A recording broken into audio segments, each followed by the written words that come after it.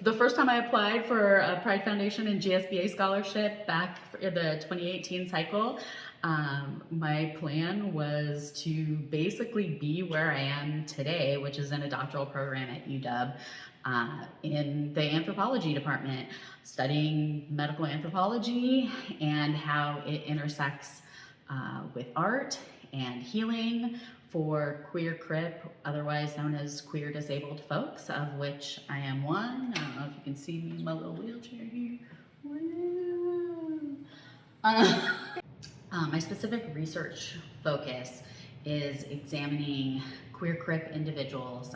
Queer crip, for those of you that aren't familiar, are individuals that are part of the LGBTQ plus community that have either impairments or identify as disabled or are living with chronic illness. So it's a category of multiple marginalization. The research that I'm doing examines queer crip people and their interactions with healthcare.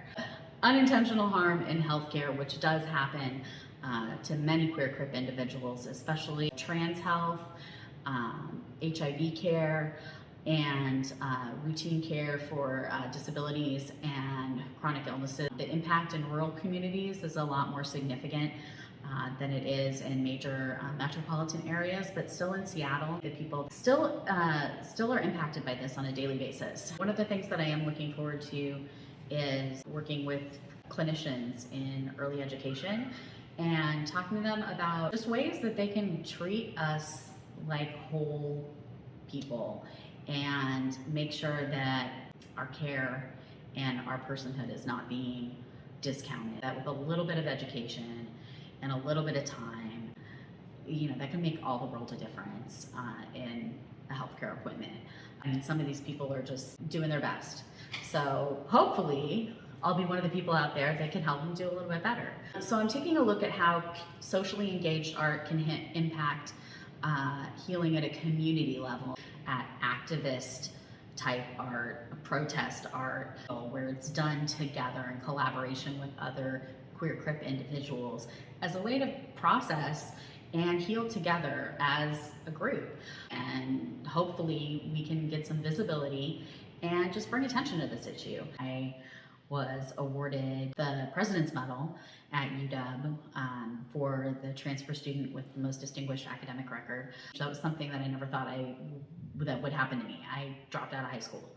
I was homeless. I lived on the streets when I was a kid. I was a teen parent. My mom only had a junior high education. So I'm still trying to prove to people, hey, look, I made it. I beat the odds. And now it's my turn to give back to people that had a rough time like me. Had to dig food out of a dumpster, to people who had abusive parents, to people who were dealing with addiction in their family and mental illness in their family.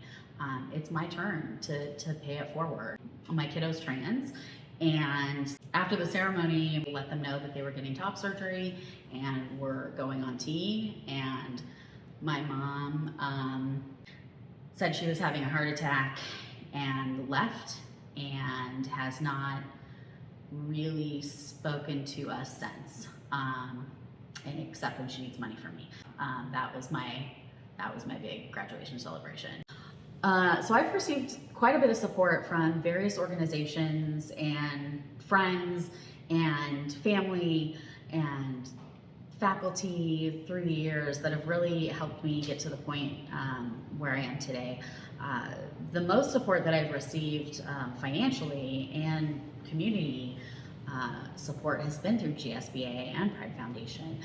Without the support from you during undergrad, I never would have been able to get this far. It meant the world to me, and it's really something that I plan on paying forward. And I know 3 things will never change during my tenure as a student and beyond, and that's my focus and dedication to the queer community and to the CRIP/disabled community. My goals have always included art, activism, and now anthropology. So as long as those intersect in some way, the details may change, but there's always going to be some involvement of those elements in the work that I do.